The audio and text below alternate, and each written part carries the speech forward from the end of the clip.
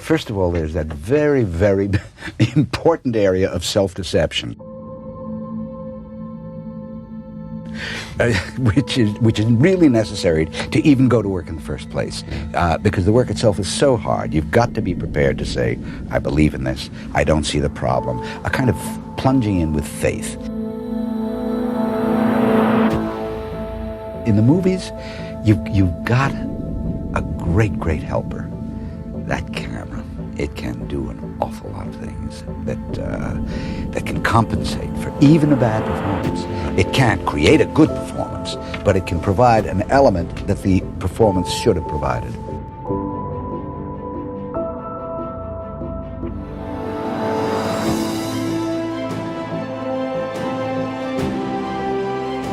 I don't think anybody good really knows when the work is going to turn out good. I'm not being falsely modest here. I think there's a reason I've gotten good results and other directors will never get good results. But it's a question of preparing the ground in such a way that the lucky accident can happen. And I know this is true of musicians. I know many writers feel that way. When you just prepare the ground so that the piece can take on a life of its own and run away with it.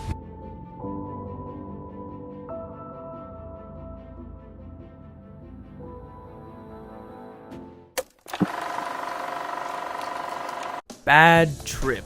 Oh my good god. I know that everyone says that this is a funny deconstruction of modern satire and classic Eric Andre humor in feature length, but look, I've watched and enjoyed the Eric Andre show many times, but this was so unfunny and just a wreck. A burning wreck. Throughout the film, I kept accidentally looking at my watch, and it would kill me if only 7 minutes had gone by, so I took it off and put it in my pocket, and I didn't dare touch the hub to see how much time I had left. 18 minutes in and I was already feeling the dread of the next hour. This is a comedy, right? Did I laugh? Yes, actually. Hysterically, every time I realized I was still sitting there watching it. Truly the worst of the year. Artemis Fowl. This movie has gotten picked on a lot this year, and for good reason. This film is interesting, because it manages to feel so unfinished and so like a product even after being in development for so many years. And I really mean that. When the movie ended, I thought, that was nothing. That felt like a really bad episode of a Disney TV show that I would otherwise never watch. All the performances are as flat as you can imagine.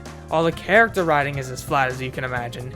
And dude, the visuals sometimes, man.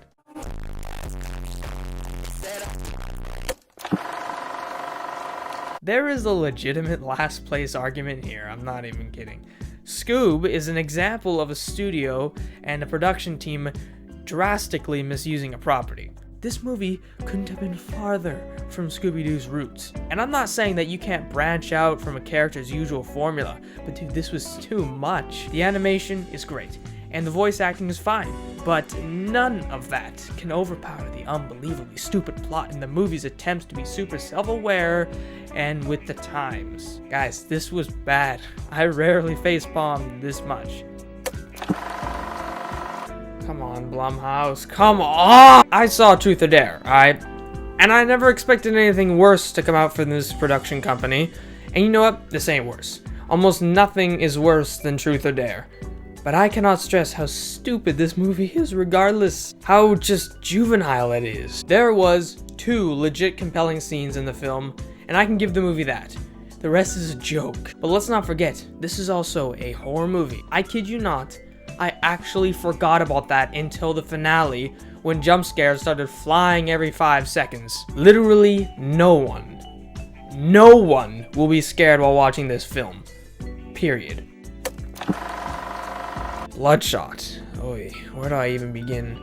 300-star editing, a rushed script, terrible CGI moments, cliches by the boatload, a predictable plot, and a very ignorant view of the source material all come together to make obviously the worst comic book movie of the year. To be honest, I don't want to lay too hard into this movie because it's not complete trash, but it is miles from good. Guy Pearce, Vin Diesel, Lamorne Morris, and the beginning scenes were the best parts of this film, but even they can't save this generic mess. Fun fact, one time at work I closed the door and it slammed into Lamorne Morris.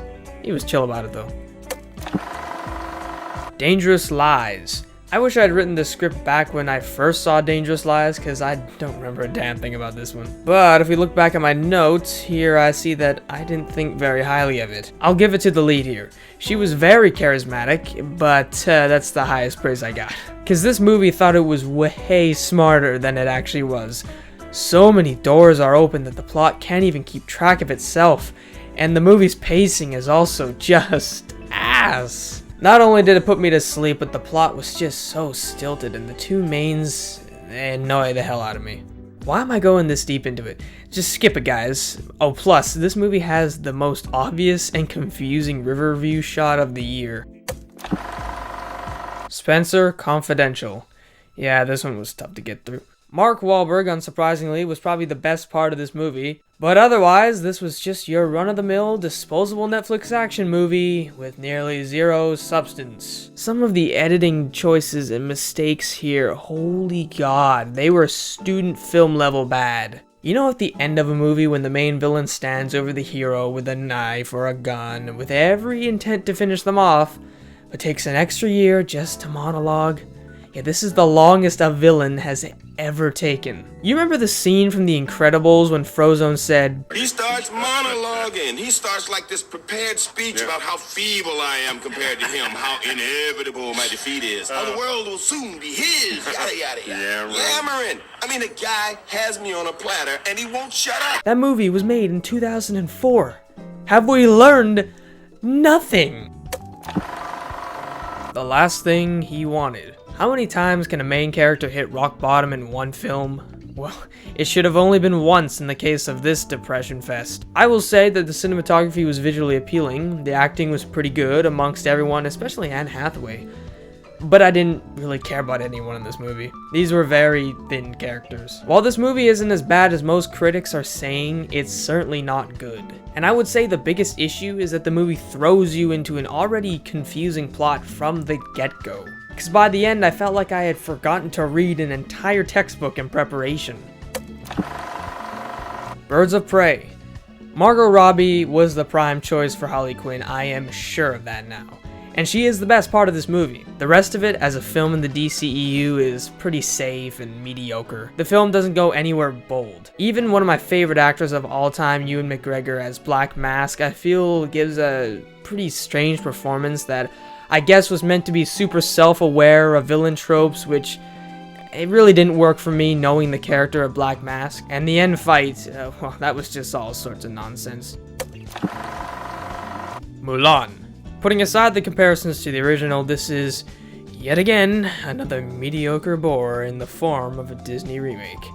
For the most part. The best the movie has going for it are its messages that in some ways can be very powerful. And Z Ma's performance, i.e. the only performance that wasn't wooden or completely over the top. Not to mention that the action is way too snappy and way too stylized to even feel remotely like a Disney movie. Project Power. This movie has a great concept, and maybe for the first 30 minutes I was really enjoying the movie. The action was high octane and violent, but then as you would expect, the script decides to go safe and becomes the most generic plot you can think of. Jamie Foxx and Dominic Fishback are definitely the standouts here. They really do give it their all and had good chemistry. But what the hell is up with these characters' logic and morals? All the characters make super questionable decisions either when it comes to brutally murdering someone or suddenly getting along with someone who just threatened to kill your mom. All the potential in the world went to this ultimately disappointing Netflix release. Really nice soundtrack though. The Old Guard. The Old Guard, being based off a comic by Greg Rucka, is the second best comic book movie of the year.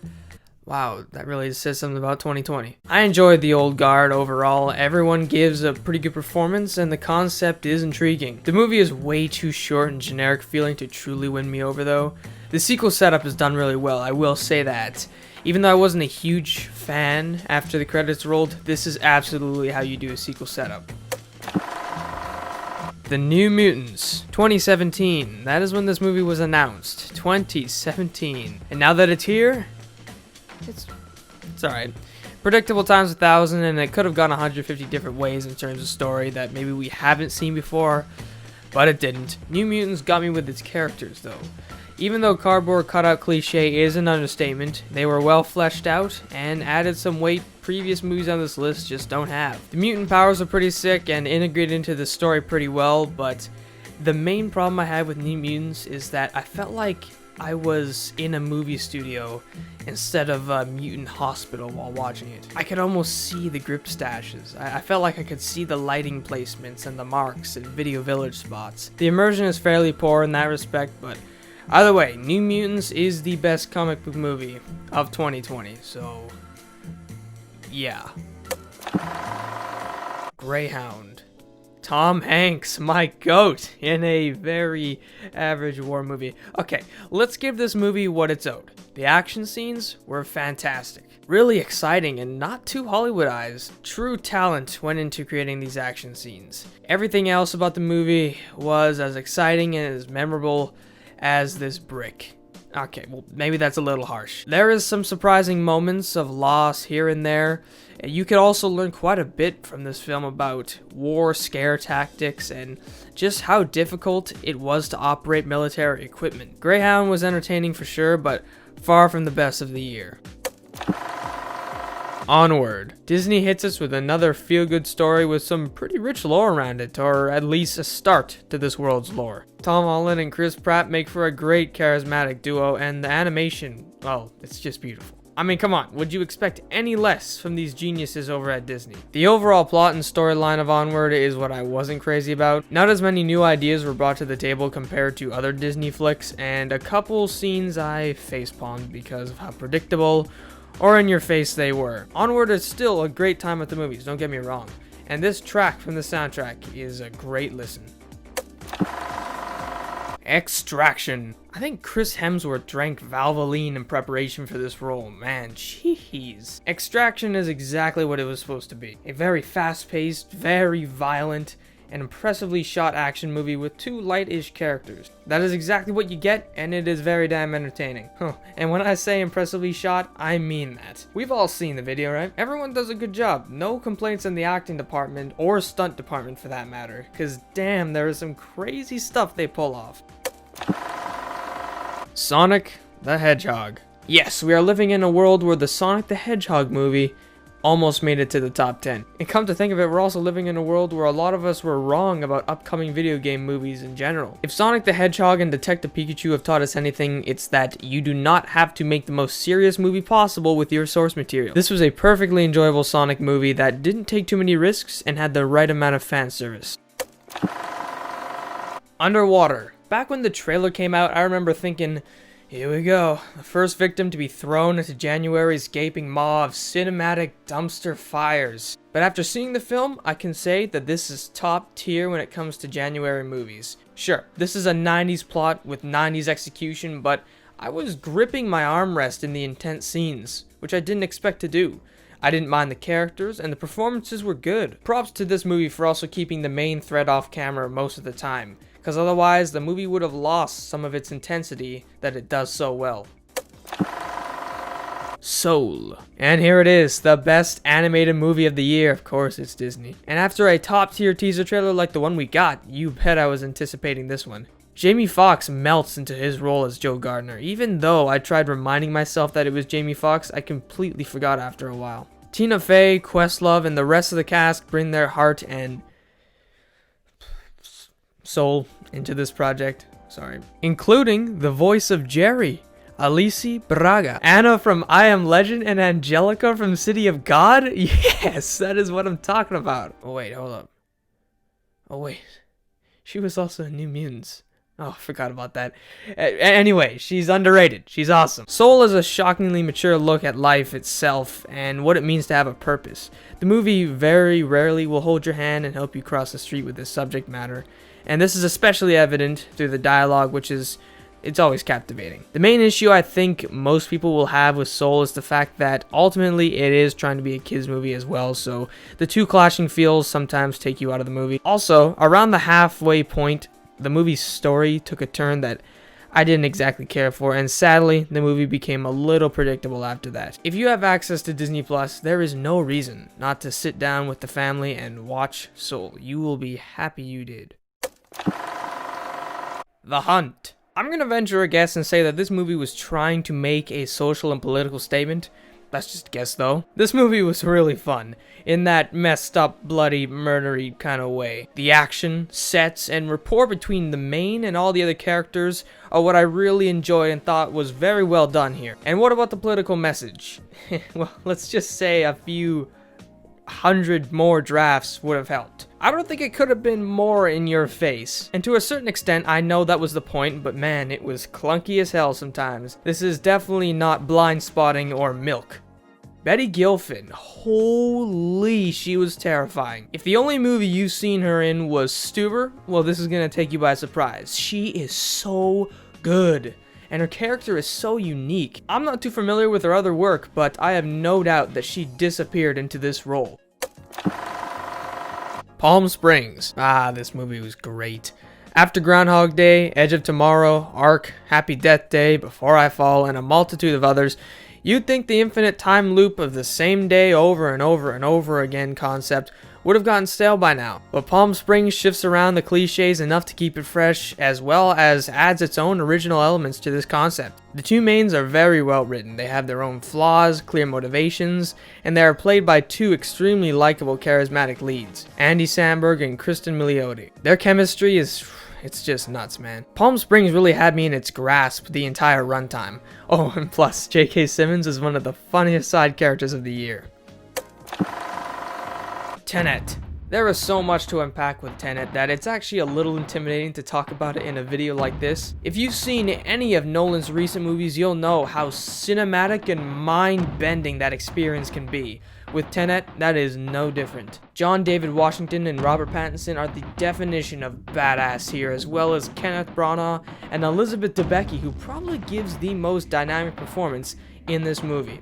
Tenet will not go down as one of my favorite Nolan movies just because there wasn't as much of an emotional attachment when compared to the others, but Tenet managed to blow my mind at least twice with its perplexing concept and brilliant reveals. The Gentleman. Okay, here we go. If you want to know my full in-depth thoughts about The Gentleman, I got a review for you right here. The Gentleman was a blast. It was the Friday night popcorn shoving fun time of this year. It was Guy Ritchie doing what he does best. The cast all brought their quips and charisma to a confusing but interesting plot. It's not without some complaints, but all in all, a great addition to Guy Ritchie's filmography. The Devil. All the time. Some nice PG-13 fun. Holy smokes, this movie was brutal. Hey, you want some juxtaposition? Watch Spider-Man Homecoming or Far From Home, and then this movie back to back. Tom Holland can melt hearts, or stop hearts in the case of this movie. Man, I love movies with this kind of concept, where a cast of disconnected characters converge under some rather unfortunate circumstances. It also helps when the cast just happens to be A-list, right? Tom Holland, I think, may deserve an award for this one because he brings it. Holy crap. His chemistry with Eliza Scanlon, I'm sorry if I said that wrong, makes this movie really compelling. I'm not gonna lie, without that element, the movie wouldn't have kept my interest as much, but The Devil All the Time is a beautiful looking yet disturbing ass experience that is definitely worth checking out. The Vast of Night. The Vast of Night was sick. I enjoyed the hell out of it, and I enjoyed it even more when I learned that this film had a micro budget. Tell me, how does this movie, which had a micro budget of $700K, manage to be better shot, have infinitely better characters, and be miles more intense than something like Fantasy Island, which had a budget of $7 million? This movie was intriguing as hell. So many elements in this movie kind of unite to make this movie as intriguing as it is. The performances by the two mains were awesome, and the dialogue was also super realistic. It's like surprisingly realistic. The Vast of Night lays the smackdown on previous movies on this list in that regard. The reason I was so impressed by this movie is because it doesn't just manage to do unique and fresh things on a micro budget, but just that it has those elements in the movie, period, especially when compared to all the big budget movies on this list. Defy Bloods, a new Spike Lee joint, and it's a damn good one here, ladies and gentlemen. Defy Bloods is the best looking movie of the year, obviously. I'll get that out of the way first. The Vietnam War scenes and the scenes with the radio host are just beautiful. The color palette, the film grain, and cinematography were all top tier. The performances were all top notch, especially from Chadwick, rest in peace, and Delroy Lindo, who I think deserves the Best Actor of the Year award. You can really feel the bond that these characters have with each other, which gives the movie a lot more heart as well. The casting is insane. I cannot possibly emphasize, though, how important the movie's message is, but let me just say this. The Muhammad Ali quotes in the beginning scene blew my mind and really put things into perspective for me. Defy Bloods has very important messages and delivers them effectively, along with a great soundtrack and some really disturbing real-life footage and imagery. If you are easily disturbed, please take caution with this one because it's horrifying stuff, but necessary stuff. The action climax scene did lose me a little bit, but as of now, this is my second favorite Spike Lee joint. Check it out. The Invisible Man. Alright, I'll admit it, this movie scared the piss out of me. Not only does this movie deliver on an extremely effective interpretation of the Invisible Man, but also on great, well-rounded characters. And what happens when you care about the characters? That's right, the intensity is heightened, and therefore the scare factor as well. Funny how that works. Best Actress Performance of the Year for Elizabeth Moss. No contest. From the opening scene, which by the way is masterfully done, I was grabbing the theater chair, trying not to have a heart attack. This movie has certainly been bumped up a few notches since February, and is obviously the best horror movie of 2020. What do these three movies have in common? That's right, they are written by Aaron Sorkin, one of the most skilled dialogue writers in the history of history. And this year, he did not skimp. The Trial of Chicago 7. This is not only a supreme courtroom drama, yes, pun intended, but also the most immersive and engaging movie of 2020. The casting, oh my god, it is truly an A-level cast. Eddie Redmayne, Sacha Baron Cohen, Frank Langella, Mark Rylance, Yahya Abdul-Mateen II, and Joseph Gordon-Levitt all control the screen with their charisma and presence. Aaron Sorkin, man, I cannot sing enough praises. He manages to make a courtroom discussion more intense than a gunfight. His ability to write snappy dialogue with such staying power is the biggest reason this is my favorite movie of the year. And while Defy Bloods cut deep with important messages, The Trial of Chicago 7 managed to shake me up with a simple text box. You'll know it when you see it at the end during the True Life Story update. That, combined with the exultant theme by Daniel Pemberton, made for this year's most effective movie moment. As far as I'm concerned, this is the peak of filmmaking in 2020.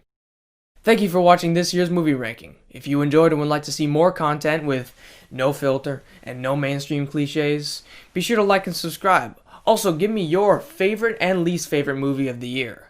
Happy 2021, and may God help us all.